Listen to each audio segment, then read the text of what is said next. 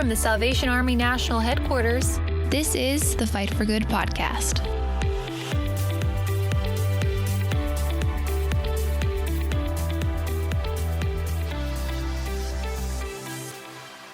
Hi, everybody. Welcome to the Fight for Good podcast from the Salvation Army National Headquarters. We're recording here in Alexandria, Virginia. We want to thank you for taking a few moments from your day, downloading us or running us whatever you're doing, however you're listening to us. We hope you're having a super fantastic day, and we're looking forward to sharing a few things that are happening with us here, in particular with our War Cry magazine. So I'd like to introduce everybody. Going around the table here, to my left, we have our managing editor, Jeff McDonald. Greetings. God bless you for being part of our discussion. That's all right. That's very good. That you did that well. I like that. I like that. Okay. Michele, tell everybody a little bit about you and what you do. I'm the assistant to the editorial director, which is Jeff. Just Jeff. That's what I do. They're being real shy right now. Are you comfortable enough? Are we okay? Oh yeah. Don't let me loose. I'll just keep going. But Michele has been very versatile in her tenure here. How long have you been with us? Hold on, I have to count. February, March, April, May, June, July, August, 7 months. It's been very productive, and she's representing a millennial voice for us, which we appreciate. And we don't want to forget Elizabeth. She's over there working all the knobs. We got a new mixing board, and so hopefully things will kind of come together. She's the one behind the scenes, producing us and trying to make sure we stick to the script and, quit the hemming and hawing and all the pausing and the breathing and all of that kind of stuff, but that's all right. Listen, it's been a great summer so far. We've been really hopping all over the place. I have been to several states this month. I've been to Michigan, Ohio. I went to the Kroc Center in Ashland, Ohio. Just want to shout out to the Francises because I know they're listening. So we say hi to them and the Kroc family there. I also went to the Southern Bible Conference at Lake Junaluska in Waynesville, I think it is, North Carolina. And Bill and Diane Uri were the special guest speakers there, and it was really a wonderful event. And I took a little bit of furlough out with my family out in Salem, Oregon. And we want to shout out to the Salem Kroc Center out there as well, as we had the opportunity to share a little bit about national publications with the congregation out there. Now we're back here and back to work, getting things going. What about you, Jeff? You went a few places.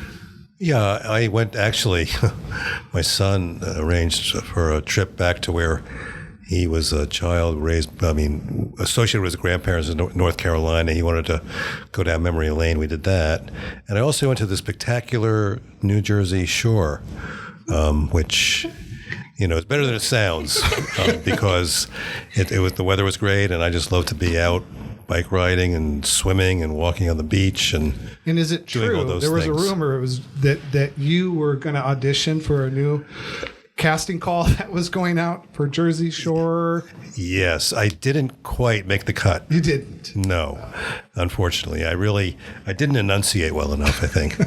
But I didn't have the hair slicked back and the fins on my car and whatever. But it was a good time.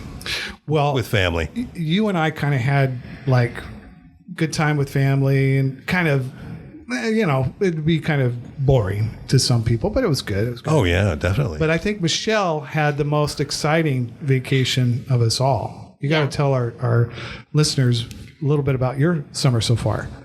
Well, if you listened to the last podcast, which obviously you did, you knew that I was going to California for 2 weeks, and I started in Los Angeles, and then I worked my way down to Southern California, did Irvine, Anaheim, Disney, and then we also went to San Diego even for a day. So we hit a lot of spots in 14 days. You did see a few celebrities. I did. I saw 6 total. 6? Yes. like mini celebrities, like YouTubers, all the way to like people on reality TV, to an actor from the 13 Reasons Why cast. So it was cool. What was your highlight? What was the apex moment for you on this whole journey to Southern California? Well, I mean, I have family in California too, so seeing my cousin and spending time with him, I mean, obviously that was the highlight. But if it was like one thing, I think the Warner Brothers studio tour was the coolest thing. Highly suggested to anybody who goes, especially if you like Friends, Big Bang Theory, Batman. It'll be really fun for you. Did you end up getting a ticket to go see a show being filmed or anything like that? No, we didn't. There just wasn't anything that really caught our eye and nothing we really wanted to stand in line for, so... No. But we do want to hear, because you have a favorite restaurant out there that many of our listeners have never even heard of the concept, because I know we didn't hear of it, really. No, we lived it early on, but...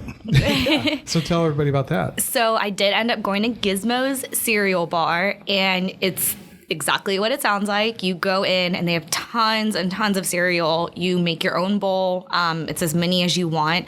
So I did like 4 different chocolate cereals, like including 2 European ones. And then I put Rice Krispie treats on top of it because you can do toppings. And then you sat there and you watched cartoons like you did as a kid and eat your cereal. Were there like older people there like us? No. No. Because that was my go-to was Apple Jacks and the Jetsons. That's what I used to do on Saturday morning. What about you? Well, Cheerios and the banana splits I used to watch on TV. Oh, the banana splits. Yeah, there's a throwback. Huh? You have to YouTube them. Yeah. Right. Yeah, we were watching Powerpuff Girls and playing Connect 4 while we ate our cereal. No Looney Tunes? No, I mean, they do play it sometimes, but Okay. they were playing Powerpuff Girls at the time. Well, that's a little bit about our summer. Thank you, Michele, for sharing that as well, and Jeff. And, we hope you've had a great summer so far. I just read an article that here in Alexandria, the leaves are already starting to turn. And part of it is just because of the heat and some of the climate stuff that's going on. It's kind of interesting. And I did see a forecast of we're supposed to have a lot more snow and colder temperatures coming our way, even though it's like 85 outside right now. But summer's kind of winding down, and that means we're kind of ramping up for a lot of different seasonal activities of the Salvation Army all around the country. And one of the big things that we do at this time of year, most places across the country, the schools have are back in session, college campuses as well as elementary and middle and high school.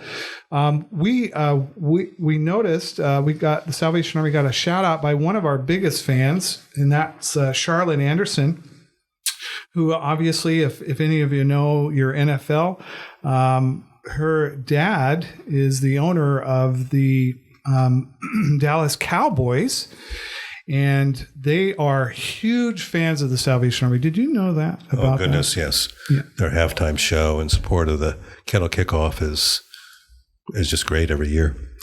So she gave a shout out. I guess the Cowboys during their during a spring training, or not spring training, what do you call it? Preseason, did something in Hawaii. And Charlotte used to be the national chairman of the National Advisory Board of the Salvation Army. She said that the Salvation Army is always there in Hawaii! ! At Dallas Cowboys, giving backpacks to the Salvation Army U.S. children. And we appreciate that shout out from Charlotte, and a reminder that as kids go back to school, a lot of activities have happened across the country where the Salvation Army has participated, and with a lot of different companies in assisting kids with back to school supplies and things of that nature. So we're very, very happy about that. You remember those days going back to school? How exciting it was? Oh, I do. And see the kids now getting ready for the bus and their new outfits and the backpacks and that whole new experience. How great it is. It was great, wasn't it? Yeah. Now, I didn't realize we have to deal with more traffic because the kids are back in school. So there's always a positive and a negative, right? Right. And, I do feel sorry for the kids going back, too. I mean, it's the end of their summer siesta. So, that's a big adjustment. We did have in our last issue, we had a little bit of kind of like back to school help for our millennial college students, right? And I was just wondering, Michele, if you had any kind of feedback on our centerpiece that we did with our influencer. I haven't heard anything in particularly, but Kenzie did share on her Instagram. She opened up the magazine and tagged us in it and was like, you might see a familiar face in the war cry this month. And then another YouTuber that I saw in California who's friends with Kenzie just said that was, a really cool thing that Kenzie got to kind of be the center spread for that. And then that was just a really cool interview. I couldn't think of the word. Yeah. Yeah, cool article that we did. And I've heard some really nice things about it, and I think it's a nice feature as we go forward that we're going to be kind of focusing on some topics in particular for millennials to consider. Well, let's talk stats. Everybody likes numbers, right? In this room, everybody is excited about numbers. Definitely, we love numbers. Well, I've asked Elizabeth to give us a couple of things. You might be interested to know some of the things that are happening. Now, we are in our infancy stage with the podcasting. We admit that. We're rookies with this, and we're still getting our way. We're having to kind of go through our legal team to get some agreements signed with a couple other bases, but we're going to get there. We're going to be on iTunes and Spotify very soon. But so far, our last one, we had 75 listeners. Amen. So that's 75 of you, right? That's pretty good. All right. Let's work on that. Yeah. Let's keep it going. Keep it growing. That's 75 more than we had the week before. That's very good. That's statistics. But it's interesting, I noticed some things we're really trying to ramp up our digital presence. And on the War Cry, we had something that was put up last Friday. It was a picture of General Evangeline Booth and Amelia Earhart. And did you know that we had over almost 16,500 people look at that and comment about it? And it seems that our historical pictures kind of have a lot of resonance they resonate a lot with our online crowd right now. And that kind of matches some of the demographics that we see. We're starting to collect that kind of data of the age groups of the people that are looking to us. But to me, it's interesting on Facebook that we have almost 19% of our readership is between the ages of 25 and 34. And 19% is 65 and above. So those are the two highest age groups that are watching us online. Does that shock you at all? To me, it does a little bit. It certainly is heartening. And we are trying to put in useful information for those age groups, as with other age groups. The Mackenzie interview being an example of that. And we have an adulting column that we've been running recently. So we are trying to, provide content that appeals to these different groups. I'm always interested in this kind of stuff. I'm always interested in the background, things, how things work. Whenever I'm flying, I'm always interested in what the pilots are doing and what the flight crew's doing and how the plane is managing. I guess that's why I never sleep on planes, because I'm just always interested in that.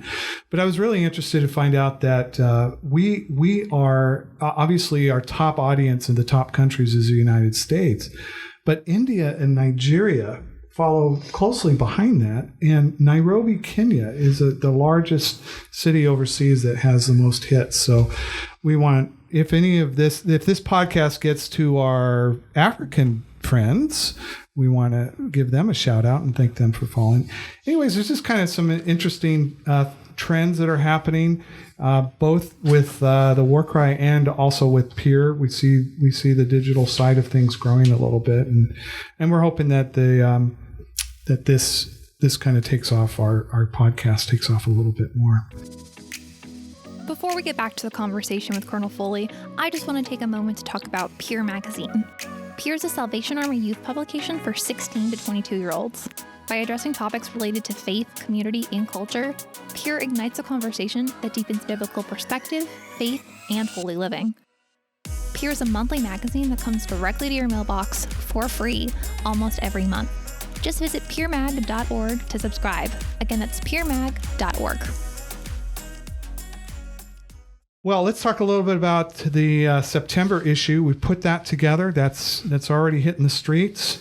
Anything, Jeff, you want to? First off, we've done something different with the cover that I think people should be aware of. And do you want to? I've had people ask me a little bit about the symbolism and whatnot that's on the cover. Do you want to share anything on that? Well, certainly. I mean, the current trend in cover design is to have a single image that conveys the concept of what you're trying to convey in the magazine. And certainly, this is an illustrative approach in September as opposed to a photographic approach. And it certainly develops a theme of remembering the forgotten, which is really carried out throughout the issue. It's describing the illustration of somebody sending almost a message in a bottle, which is, of course, a familiar theme to many, is part of what this issue deals with, in that the Salvation Army is always looking for innovative ways to continue its tradition of reaching out to the lonely, the lost, the forgotten, and remembering that Christ calls us to serve them. And we have kind of hit that throughout the article. When we come up with these themes, we try to make sure that we're not oversaturating the magazine on it, but trying to bring to the surface a little bit about something that the Salvation Army is doing. Mm-hmm. And that's we do a lot of stuff behind the scenes that people don't see. They don't recognize. And one of our jobs, I think, in publications is to bring some of that to the surface. And you've done that pretty well, laying out the content in the magazine for September. So, and we did go with a kind of a different look a little bit, like with this illustration. We haven't had this. This wasn't a piece that we commissioned, but we did find it in our sources, and we thank our design team for their creativity. Indeed, and it is thought-provoking in our minds anyway, and we hope it spurs further interest. But the Pathway of Hope initiative, which we're covering this issue, is here's a quote that describes it.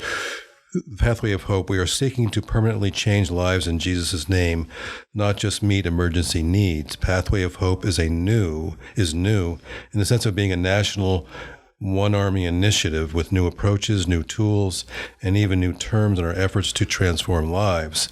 But the stories that are the outcome are not new. It's been our history and our heritage as a Salvation Army. And in this issue, we really delve into the nitty-gritty of people's lives as the Army helps them face obstacles in everyday life that are just challenges, from finding tires for a car so someone can get to work, to overcoming addiction and escaping from domestic violence. It's a great program that kind of deals with a 360 approach in helping assistance. Now, we're going to, later in this podcast, we're going to hear a little bit from the staff from Lakewood, Florida, Pathway of Hope interview, and we'll be talking about that.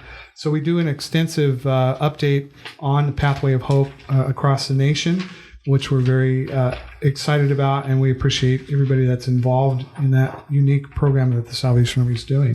To build on that, we do have a couple of new things in the September issue.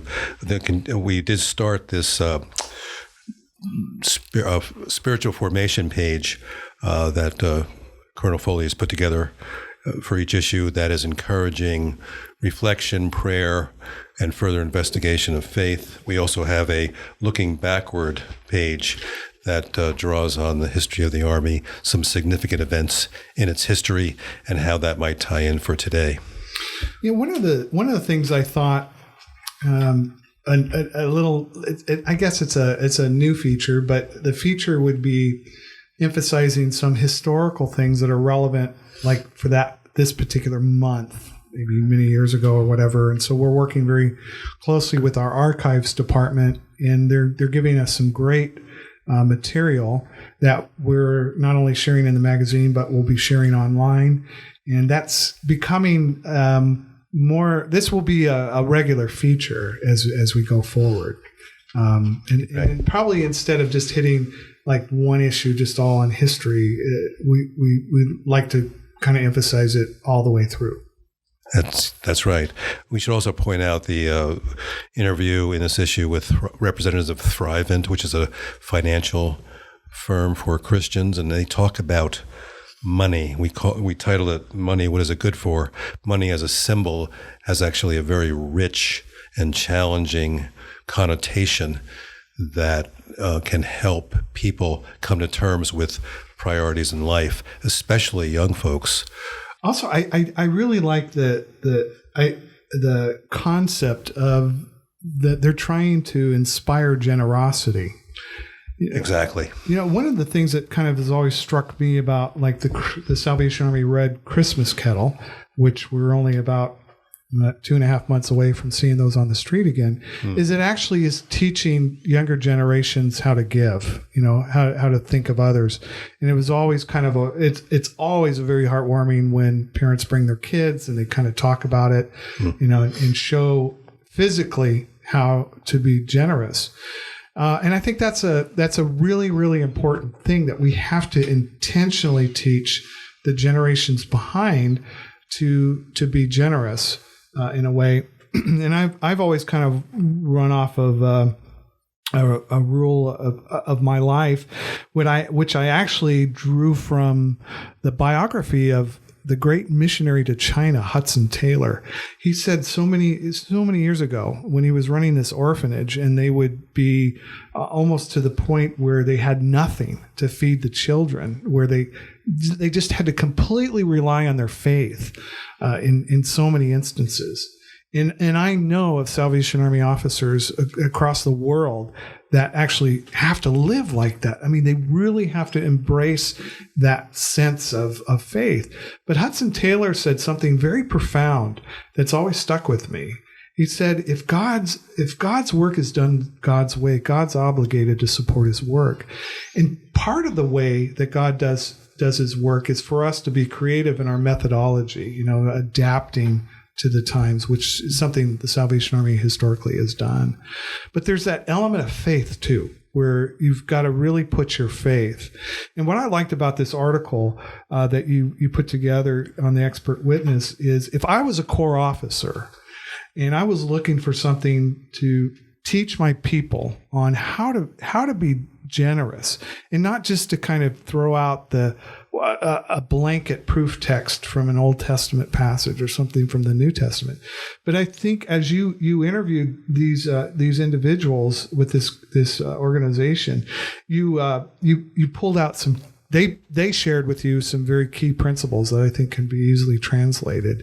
And I know that they're very excited to be featured in our magazine. So right, and their inspiration is that when you think about generosity, God is most generous, and that is a pattern that he calls us to emulate. And God is forgiving, right? Forgiving, yes. Yeah. In a way, I mean, there's movement that has to take place in our lives in regards to others. Can you just share with our listeners a little bit of what the genesis of Expert Witness means? Like what are we usually when we get an expert witness? What are we kind of looking for in this section? Simply somebody who can speak with an air of authority to a certain subject. It's really a profile interview approach. And we do try to seek out those who have a particular passion or angle or a knowledge base that we can share with our readers. And we've had some interesting ones that have been focused. And sometimes we come to the next issue and you're thinking like, okay, who, what? And it's amazing how the Lord kind of brings either organizations or individuals to the surface for us to share and highlight. Yes, and all those who are listening, please pray for us as for the Lord's guidance as He guides us in these ways. Yeah, and we sincerely mean that, because it's we've got a team here that works very hard. There's a lot of deadlines that we're faced. I'm getting to know and appreciate the staff, but I'm also appreciating the fact that we have these pending deadlines, and it's not a matter of just pulling things hodgepodge from all over the place, but to try to have this unique flow. And we do know that sometimes some of the things that we write, people push back on, and people may not like, or they may take us to task, which, we get those letters, but we get more positive in what it is that we're trying to do. And we hope that this, we realize that this magazine, I realize it's not a magazine that you just kind of sit down and you read it in 10 minutes. I mean, there are things that you can digest and that you can go back. And we do have some listeners overseas. I know I have officer friends in Lithuania and Latvia that are listening to our podcast. And I know that they're using our material for sharing and for their own sermons and the encouragement of their people. So that will lead us to something down the road, because I think I'd like to do a feature on, what people do with the war cry, other than just letting it sit in the lobby and just kind of collect dust and until it's thrown away in recycling or whatever. But anyways, boy, I'm starting to meddle, aren't I? I'm starting to ramble and meddle. No, those are all important topics, and we're trying to represent what the Army does so that those who are associated with the war cry in the Army can feel part of the common good that we're trying to build. I was speaking at the Salem, Oregon Croc Center last week. It was we're coming to you at the end of August, so. But I encouraged the congregation. I said, look, you have like 1,500 people a day coming to this place. Why not put that magazine out someplace? And they do that there. It's really, it's kind of good. But I also encourage them, just give it to somebody. Take it to the doctor's office. I've started thinking about, places that I need to just kind of leave it, because there are people out there like me who came to Christ because of written word, not church, not family, not a sermon. It was because of the living word of God. And really that's what we're expressing, I think, in our magazine. There's a commonality with that. So is there anything else that kind of pops out that there's Michele, you need to tell us a little bit about what's going on in the middle, and that would give us a segue into our interview. Yeah, so we it actually started with an Instagram ad. I think Facebook is listening to me and knows that I work here now, because I got this random ad for this book called The Lipstick Gospel. And I just thought that's really weird that I would get an ad for that. So I swiped up, and you could actually download the book for free on a PDF version. So I downloaded it. I think I was 2 pages in, and I had like half of it highlighted. And I told Jeff, I was like, we need to talk about this book. It was just very straight to the point, very raw and honest. And I felt like it didn't feel like I was being preached to. It felt like I was almost talking to a friend, but I was reading her story. So then Jeff read it, and we both agreed, like, we had to get a hold of her. And because Stephanie, the author, is very, she's easy to find. She does her own podcast. She has a couple books out. And then she also, does a group. What is it called? She's like a counselor, right? Yeah. She's counseling young women. Yeah. For coaching them. Mentoring or coaching? Yeah, but she does it through the church, I'm pretty sure, it sounds like. But yeah, so she was very easy to get in touch with, set up an interview right away. And just like her whole story was, really fascinating. Again, it felt like everything she said just was honest and open. And I think because she does do podcasting and mentoring and stuff like that, there wasn't any breaks in her sentences. Every word she said was to the point and had a meaning, which made cutting down her interview really hard. So yeah, because I liked everything she had to say. But Great, great. She's very impressive. I think people could really relate to her because she deals with pressures on young people, including the need to conform, at the same time finding your place in the world, dealing with heartbreak and coming out on the other side of it, and finding your way. yeah.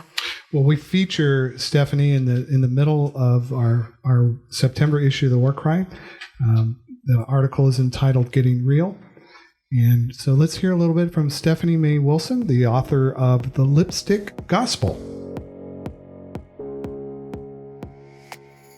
Obviously, you wanted to be a journalist originally, and I guess you always knew you had an ability to write, but it really comes through in that book. Thank you. Yeah. Thank you very much. Yeah. It's funny because I studied in college broadcast news, and so my journalism career, as it was kicking off, was much more geared towards TV. Mm-hmm. And so every once in a while, I can recognize the fact that I didn't have a ton of print media classes, and so my knowledge of the style guide's a little rough, and sometimes my comma placement's a little rough. I'm like, in college we used ellipses, you didn't use commas when you're writing for TV. So it's funny. I feel like my TV writing comes out every once in a while. So that's great to hear. Yeah, that's good. Now we have a series of questions that we'd like to ask you as a way of steering this conversation. So here's the first question. What is the biggest lesson you've learned from being open about your life in a novel? Would you do anything differently? So I'm glad that you asked this, and it's funny that you're asking this week because this week I actually read an excerpt from my book, The Lipstick Gospel, on my podcast, Girls Night. And I wrote the book several years ago, and I don't go back and read it, once a week or anything. And so it's been a while since I've read it. I lived the story. I know it like the back of my hand, but it's just been a while since I read it. And as I was reading it, I just read maybe the first fourth of the book on my podcast. I had this feeling like, oh my gosh, why did I share these details? It is such a messy story. And I had this moment of shame where I thought, what are my podcast listeners going to think if they know really truly where I came from? And obviously so many of them have already read the book, but it just felt different reading it out loud. And I felt this, I was reading it out loud, so I knew I could, change a word here or there. And I had the urge to sort of clean up my story and to make it sound better than it was. But in that moment, I remembered something that I've known for a long time. And just that's the fact that our testimonies are important, not because they make us look good or bad in my case, but because they're proof of what God is capable of doing in our lives when we open ourselves up to Him. And I was talking to a girlfriend about, just my feelings on sharing the book all over again on my podcast. And she was saying, Steph, when people are in a really messy season of their lives, that's what it feels like. It feels really messy. They feel really alone. It does not feel shiny or pretty or buttoned up. And so we really do people a disservice when we talk about our past and say, it was tough. I made some poor decisions, didn't know God, wasn't following His plan, just kind of glossing over it in that way, because when you're in the thick of it, that's not what life feels like. It doesn't feel glossed over. And so that was I feel like I got to learn this lesson all over again, that it's important for us to tell the truth about where we've been and to tell the truth about where God met us, so that other people can see God is capable of meeting me in this messy spot too. Yeah. Yeah. Well, my reaction to that is your honesty is very underscores common experiences we all have. I think there's a universal truth in your writing that comes through. So I'll let Michele go with the next question.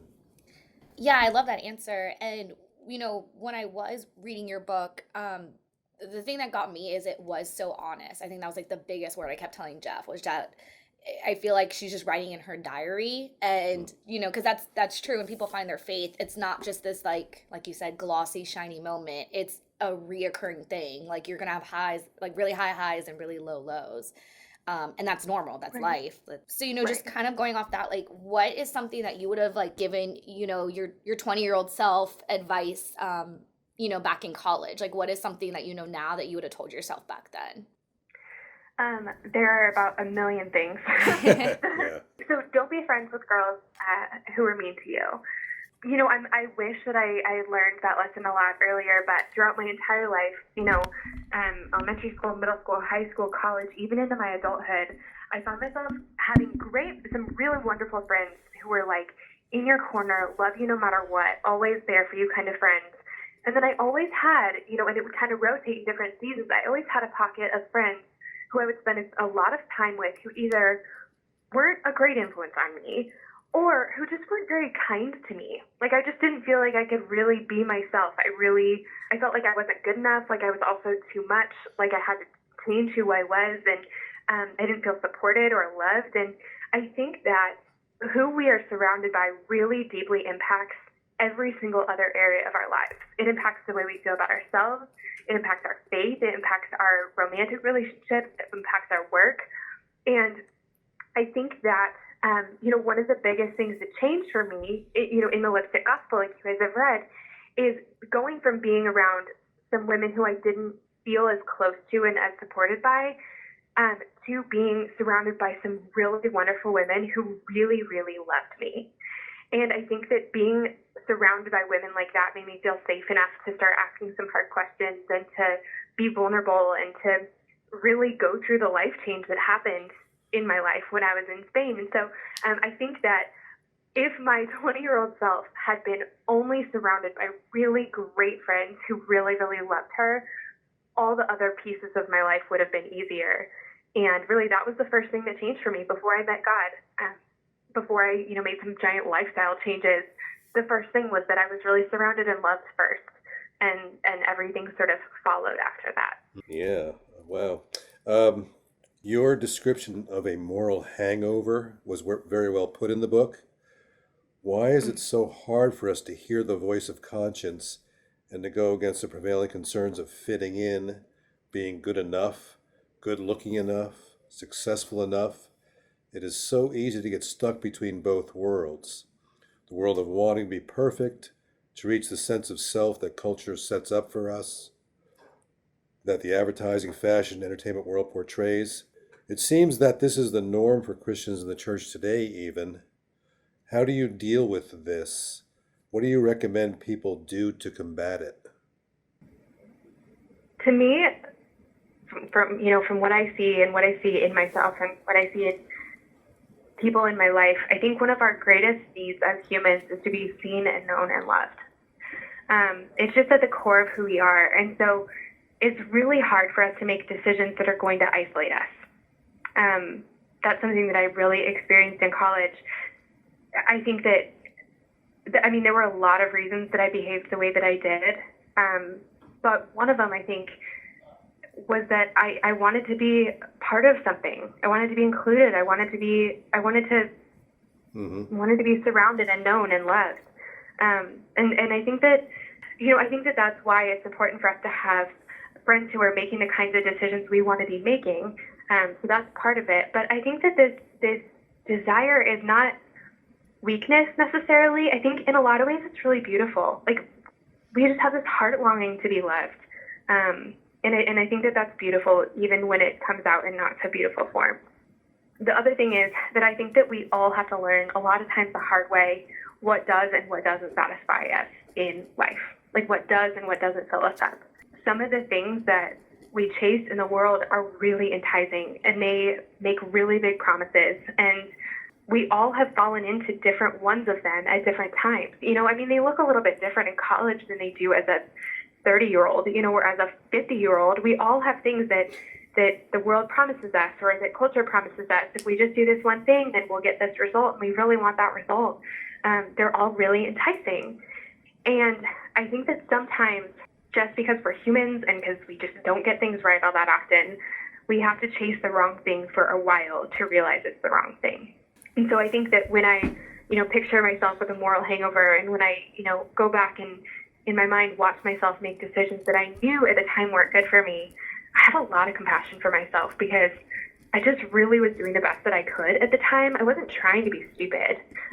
Sometimes I guess I was, but but not most of the time. I was trying to be close. I was trying to find my people. I was trying to find my place. I was trying to heal my broken heart. I was trying to fill the holes that I felt in my heart. And I think that this is what we're doing a lot of times. And sometimes as we get to know the Lord, we get to learn that. We get to see through some of the things that promise us or that make us big promises but aren't going to be able to fulfill them. We get to invite God into the places that are aching or that feel empty. We get to really invite him into those places. But I still think even as believers, sometimes we end up chasing the wrong things and we chase them for a while before realizing that they weren't what we were looking for. Yeah. So you're now, I think your mission now is helping women grow. Is that right? Yeah, so it's really helping 20 and 30-something women navigate and thrive in their most important relationships. So it's their relationships with God, with their friends, with their significant others, and with themselves. And it's just really cool work to get to do. And the thing that's cool about it is that not only do those 4 relationships really play off of each other, like when we have a better relationship with God, our relationship with ourselves improves. When we truly know who we are and believe that we're worthy of love, the way that we interact with our friends is better. When we have great friends, our romantic relationships are better. So they all play off of each other. But I think that really when we have healthy, thriving relationships in our lives, we are able to show up as our best selves and we're able to do the things that we are created to do in the world. I mean, it is absolutely my mission. I love God's heart for women and I love what he's doing in our lives and I love who we get to be for each other. And it's just a real honor to get to do this work. Well, I do remember, Michele, when I think you showed me in May little excerpts from this book, and I was really, really excited about that. And it's great listening to her. Thank you for both of you. You both interviewed her. And, we did. And it was a delight, really. Yeah.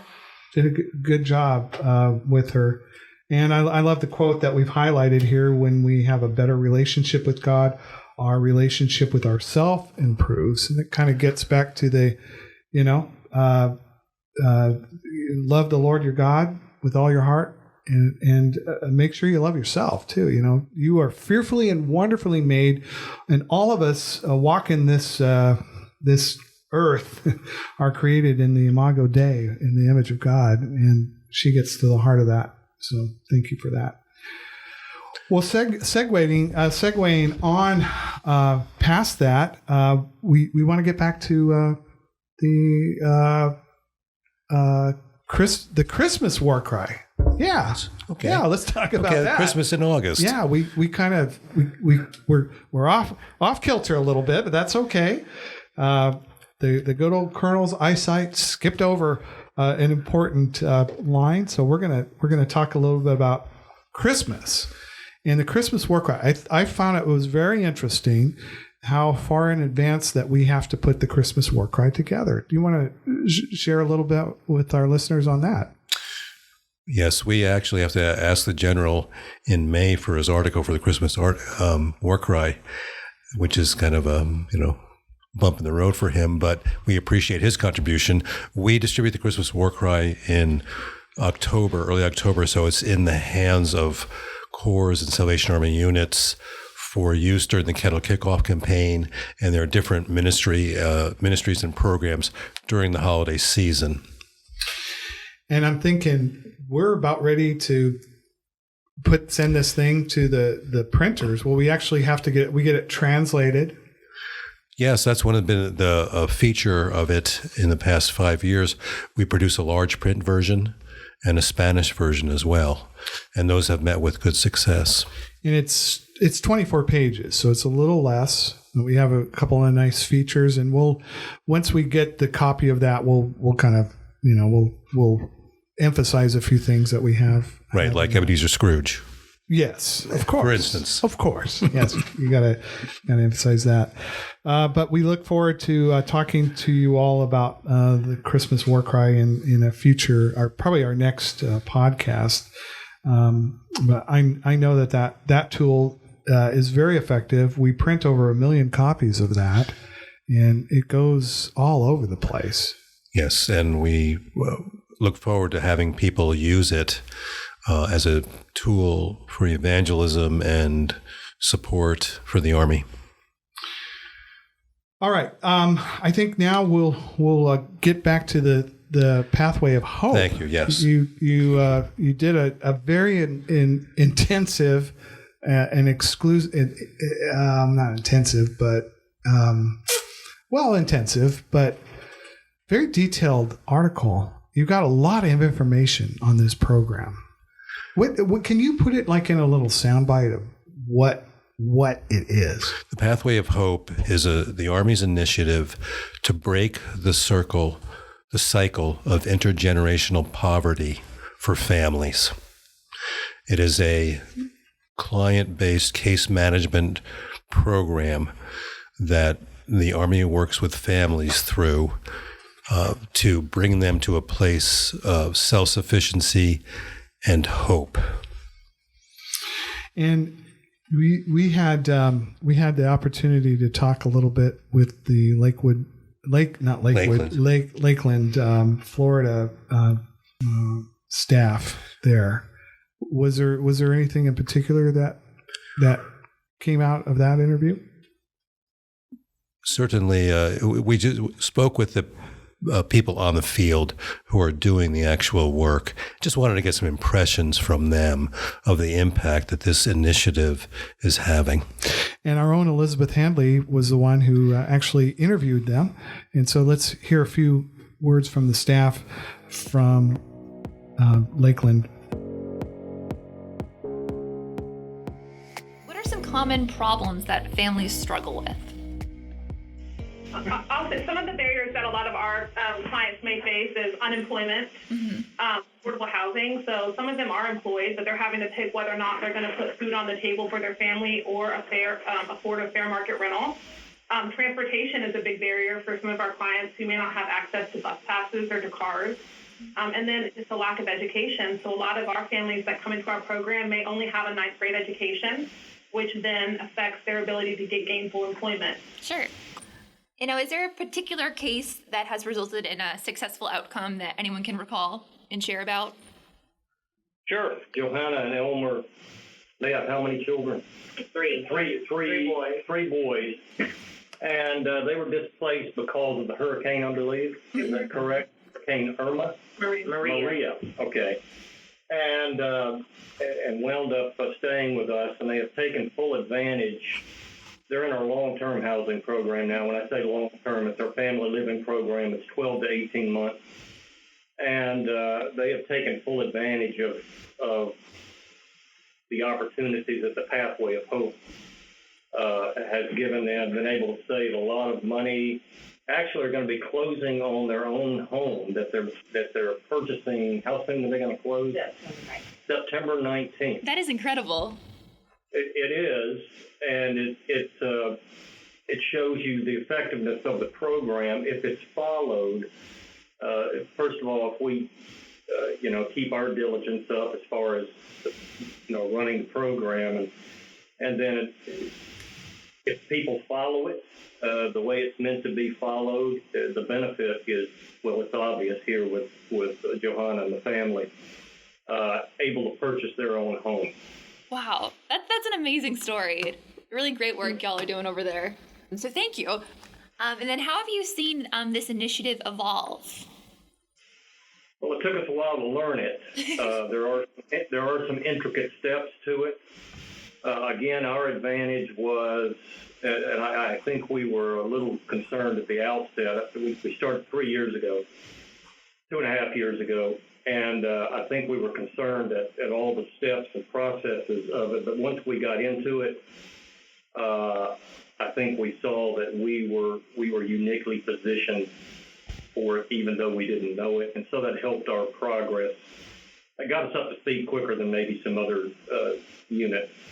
And so now it's just like old hat to us. And, we've developed some ideas along the way of our own to enhance the Pathway of Hope. You can tailor it a little bit to your own situation.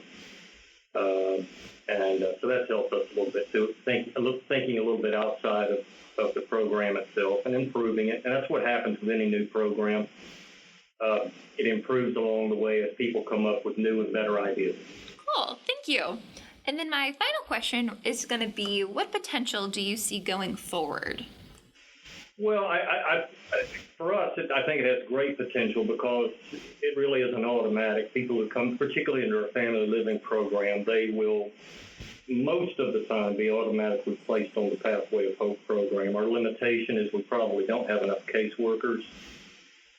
We have 41 families usually a night on our campus, and we have 3 people in the room now who do that casework.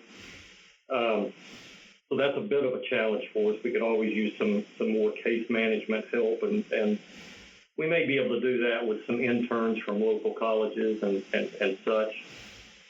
Since we're looking to expand, our facilities was built to be able to expand annually. 49 acres. We still have more room for we have the infrastructure probably for another 50 families. So you can imagine that in the long-term future, 10 to 15 years down the road, it'll be very helpful to us to have as much structure as we can. Pathway of Hope does that for us, but we'll need some more people to help us with it.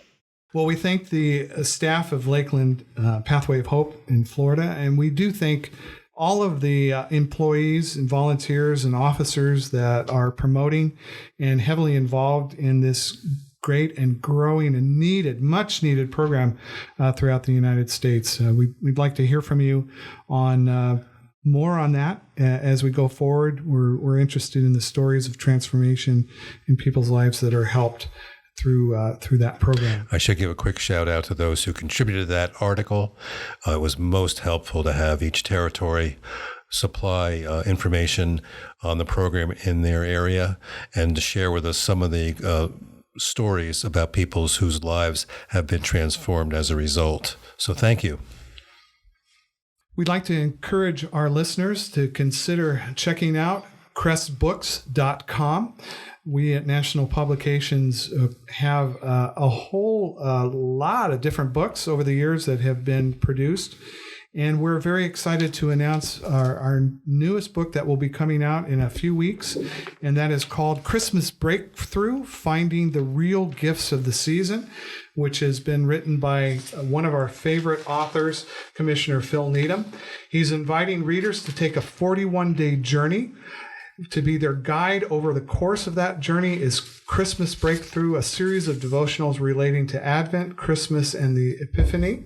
Throughout this inspirational text, Commissioner Needham retells the events surrounding the birth of Christ and shares the many lessons that can be learned in revisiting what he recognizes as the most important breakthrough in human history.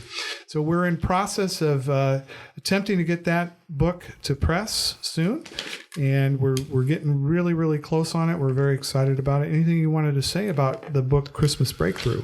Well, we hope to have it available. We will have it available before the Advent season, so people can use it in their individual devotions as well as group activities. I kind of go nuts over Advent devotional books. So I'm very excited about this. This is actually something that both my wife and myself, and particularly my wife, over the years would instruct our Salvation Army congregations. Eventually, when we were with the cadets in the Western Territory, and when we were divisional leaders out in San Francisco, we really emphasized making sure our officers and our soldiers really stuck to the fundamentals of Advent, remembering what it is. It's so easy to get off the tracks when you're a Salvation Army officer, when you're trying to help these large communities and large people in need at the holiday season. There's so much on that. But Commissioner Needham has written this book with that in mind. And I think the rhythm of it, the writing of it, it's going to be something that will be an exciting tool for officers to be able to use on their own personal journey and to be able to share with others as they go along. So when you see that book come out this Christmas season, don't put it away and say, I'll look at it next year. Bring it to the top and start. Such a good point you bring out, that the work the Salvation Army officers do, especially in the holiday season, is so intensive and so others oriented that it can be difficult to hold on to the true purpose of the Army's work. Yeah, and it's sort of a niche, what the Salvation Army does in these communities throughout the country. It's not what we do worldwide a lot of times, because it's just kind of different with different cultures and customs in a way. But certainly here in North America, the holiday intensity of the assistance is magnified. So we want to encourage our officers and our soldiers and employees to always maintain a sense of balance with that, and hopefully this book will help on the spiritual register for a deeper meaning of the season. And with that, we see Colonel Foley's pastor's heart. Well, it's there. I kind of sometimes wear it on my sleeve too much, but that's all right, and that's the way it is. Well, we've had a great summer, and we're like we said at the beginning, we're making that transition into fall. We're working hard on the October issue already. What's our theme for October? Actually, faith at the different stages of life. Thinking of the gospel, of course, is for everyone and open to all. It has particular meaning at different stages of life. We're just trying to represent that through people's stories. And we do have a kind of a unique little article in the September issue that we didn't really get too much, but it's the Adulting 101. Yeah, that's a very interesting, helpful article on time management for young people. And Michele was helpful in finding that and extracting it from the book Adulting 101. Was there anything you wanted to say on that? What did you kind of have any takeaways from processing that? I do remember, one of the things, if you are reading it, it was number 5 about be early. And I was just like, oh, that's something my mom instilled in me. Mm-hmm. So I knew, if I remember hearing these little lessons growing up, I'm sure other people my age did too. But yeah, it's very, very well written. It was so well written, it was hard to cut stuff out. Yeah. But we did it. So it's be early for interviews and for everything. Yeah. That way you're never late. It's smart. But people don't think about that, so. Yeah. Well, the people that think about it are sitting on the other side, waiting for you to come in for the interview, but it does make an impression on so many things. I'd been criticized by somebody once that they said you're never late, but you're never early, but I was always on time. So. That's precise. Yeah, there you go with that. We also want to remind our readers that we have an ongoing Bible study series by our own program secretary, Lieutenant Colonel Dean Henson. And the theme of our 12-month series with him is Gardening with God.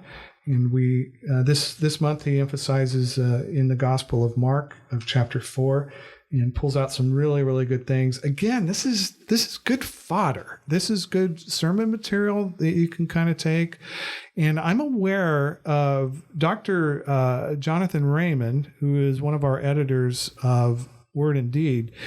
He tells me that they take the war cry at the Wilmore, Kentucky Corps on Sunday mornings, and they have a discussion group with young adults that come.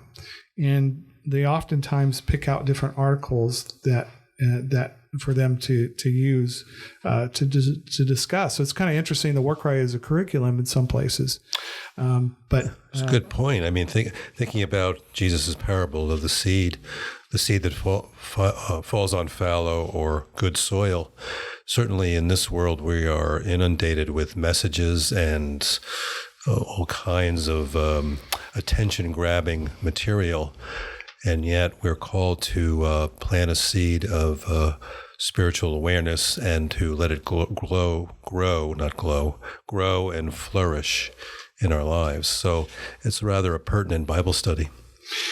So we encourage you to do that. We also encourage you to drop us a note. Let us know what you're doing with the War Cry. And if you have anything that you would like to contribute, you can go to thewarcry.org and click on Contribute. And that will give you all of our upcoming themes for the year 2020. And that's a great year. Can you believe that? 2020. Sounds so rhythmical. Yeah, it's certainly not my eyesight anymore, but that's the way it's going to be. And we want to encourage you out there to send us things. No guarantees that we're going to publish everything, but I think the best advice I ever got as a writer was just keep writing, especially if you get rejected or somebody doesn't like what you're doing, well, write something else. Just keep at it. There's the discipline in that, isn't there? And so we want to take all kinds of different things. Also, we're looking for, artwork, I think, too. Oh, yes. Design, artwork, definitely. One of the most favorite things that I hear all the time, and I had a finger pointed at me and kind of wagging at me, kind of, that long bony finger saying, "Don't you take away those recipes. Don't you mess with our crossword." Well, we have it. We still have the crossword and we have the recipes, but we added a cartoon, this time. And Michele was able to You dug around and found this cartoon, didn't you? Yeah, I got a lot of submissions, and so it had to go through the weeds to find the flower, but I found a couple. That's great. So don't worry, we're not gonna mess with that section, and I know that the crosswords are a big thing. I need to start doing crosswords. I do these. Should we set aside time during the day? Because I need that too. Yeah, time. Maybe 4 or 5 hours a day. Although I get frustrated with them. Well, I do too, because I would just be, Googling or calling my wife, texting my wife. But I have great respect for people who do them. But I do think we put the answers somewhere on the page there, so you don't have to be completely That's true. Lost. That's right. All right. Well, we want to thank you for taking the time to listen to us, and hopefully it will be 150 next month, right? Elizabeth's going to get out there and start tripping people and making sure. But I think once we get on some of the more popular Spotify, etc. platforms, we'll see a little bump on there, and hopefully we've talked on things that will interest you. Before we go, we want to remind you that we are running this incredible deal. If you want to subscribe to the War Cry for $1 a month, that's $12 a year. And if you do that, we're going to send you a book. We're going to give you a free book. That's a free book in Crest Books. I don't know what titles, but right now we're featuring Identity Revealed by our blessed writer, Major Amy Reardon. It's our newest book that she's put out on the book of Colossians, which we've gotten a lot of good feedback on. So that book is available for you if you subscribe.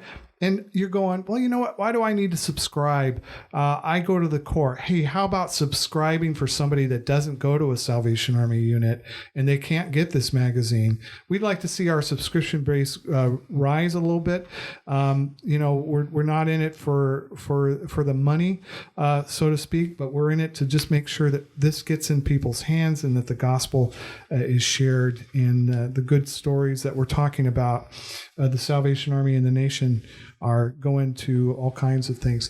My dad is subscribing. I'm finally getting him a subscription, which is excited about. My dad's. Wait, he did subscribe. I know he did. I got his check in the circulation, and I saw the last name, and I was like, I know who this is. Still proud of my dad. Yeah. He's 91 and going strong. And I don't know if my dad knows how to download the podcast, but I love my dad. And he's a Salvationist at the Suisun Croc Center and he became a Salvationist just a few years ago, along with my mom before she passed away. But my mom was a subscriber for a long time. Loved the magazine. So maybe there's somebody out there in your family. You can just gift them with it. Don't even tell them. Just let it start arriving. I mean, I'm getting all kinds of magazines at my house now, just because I became an official AARP member. And I'm really important now of all the different things that I get. But it's kind of interesting. But we encourage you to subscribe and to tell us what's going on.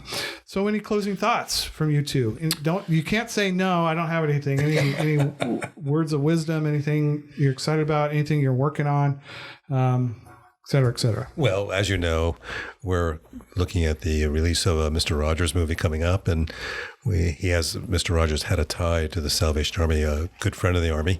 We look forward to exploring that in our magazine, and we sure appreciate what Colonel Foley is bringing to our editorial row in terms of perspective and energy and innovation. Well, thank you for that. Obviously, it's time for your interview. No, but I appreciate that. It's fun. I enjoy coming here to the fourth floor. I miss out when I'm gone, and there's a lot of synergy here. There's a lot of creativity, and there's a lot of openness. We're going to try things, and if it doesn't work, we'll stop it and we'll try something else. And people will think, well, that's kind of like a Google thing to do. Actually, that's a Salvationist thing to do. William Booth used to tell that. He said that over and over to his soldiers. If something's not working, stop it. Try something else. So that's kind of what we're going to do. We're not going to stop the magazine, but we're going to keep recreating and keep kind of dinkering with the thing a little bit. So. And we always keep our readers in mind, and it's a privilege to do this work, and we just hope that we can convey something of that spirit to you. Michele, you got anything you're working on? Anything kind of coming up? I mean, I tried to find out where Tom Hanks lived when I was in California, but it didn't work. So, no, I'm just, like Jeff said, trying to get an interview for the Mr. Rogers movie. I think that'd be really, really special. That will be really good. And we have a lead to have an interview with the author, Amy Hollingsworth, who has written a book on the spiritual life of Mr. Rogers. It's a lovely book. And we'll be interviewing her. So we'll be featuring that in our next podcast a little bit. Colonel Foley, I know also that you're very busy. What's on your horizon? Oh, well, just a few things I think our listeners would be interested to know, especially that the national headquarters is doing some efficiency moves. So starting November 1st, I become the national program secretary along as the editor-in-chief. And people keep asking me how, we're praying for you, and I don't know how you're going to do it. But my honest response is I've been given jobs in the Salvation Army. I never know how I was going to do it. And somehow it always kind of worked out. But we're going to be merging the program and the publications kind of into a publishing house sort of thing, and that's still kind of shaping out how we're going to do it. But it also means a little bit more responsibility on my plate, a little bit more travel, a little bit more engagement on all kinds of different fronts. So kind of very, very excited about that. Was that what you were referring to? Certainly, that's part of it. I know that your schedule is quite busy too. And in the meantime, you're doing writing.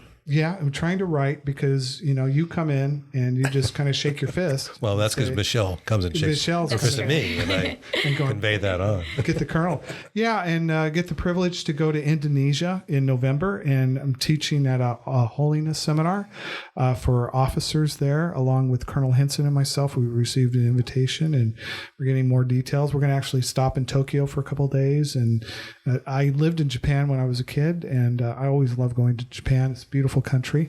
Probably one of the least Christian populations. It's less than 1% of the population is Christian there, but there's a good Salvation Army presence there.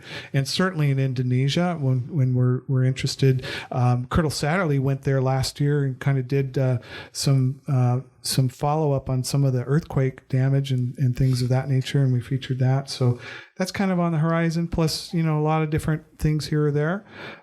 So we're rolling along, but we have time. We're trying to do podcasts, and we're trying to do a weekly, what do we call it? Facebook Live. Yeah, the Facebook, the language, the kids, the social media stuff. I can't keep up on it, but they're trying to educate us anyway. Wait, did you hear that Instagram it's going to official name be Instagram by Facebook?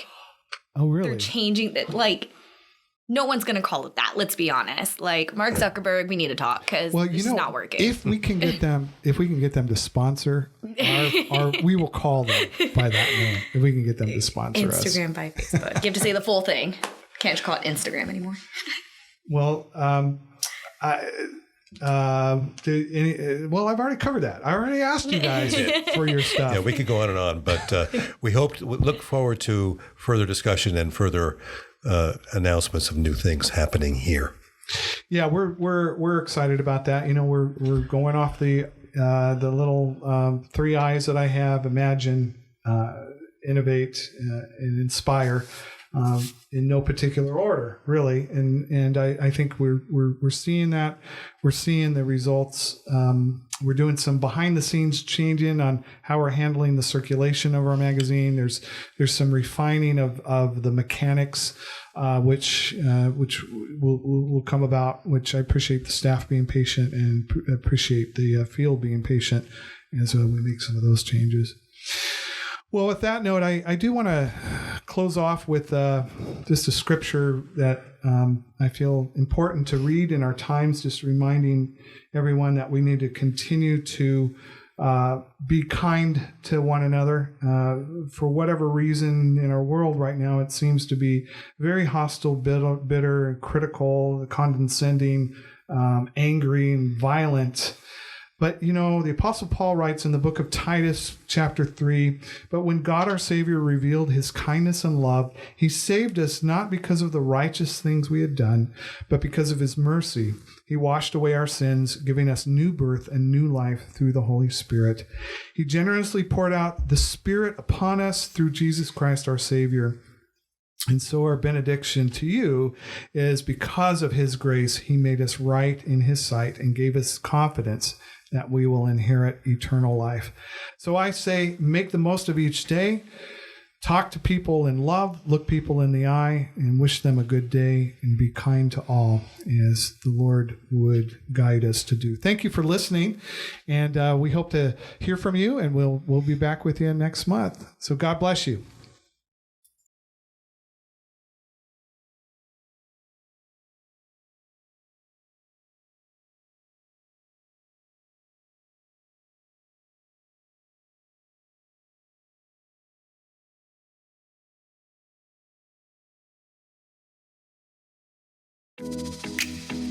Before we get back to the conversation with Colonel Foley, I just want to take a moment to talk about Peer Magazine.